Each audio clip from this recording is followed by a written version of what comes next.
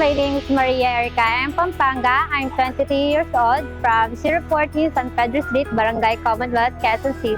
I'm third year college from University of Rizal System, Rodriguez Campus. Nagtitinda po ako ng fish cracker sa IBP Road, Litex. So, ang ginagawa ko po is nagtitinda ng fish cracker doon po sa may terminal after po ng aming klase.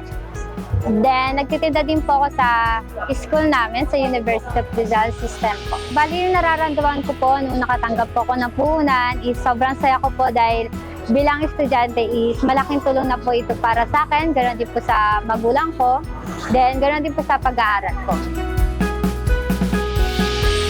Yung puhunan na po ito is malaking tulong na din po ito sa magulang ko, then ganoon din po sa akin dahil na susustentuhan ko po or nakakatulong po ito sa aking pag-aaral, ganoon din po sa aking mga magulang dahil mas nalalas po yung gastos nila sa aming mga magkakapatid sa aming pag-aaral.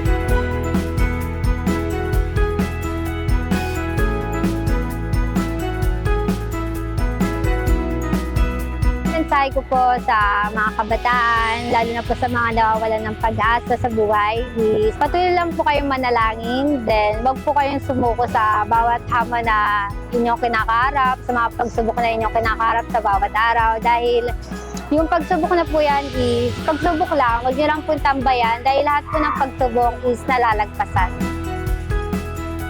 Yung message ko po sa MCGI at Serbisyong Bayanihan is maraming salamat po dahil bilang estudyante is malaking tulong po ito ipinagkaloob niyo po sa akin at binigay dahil sa pag-aaral ko po is makakatulong din po ito.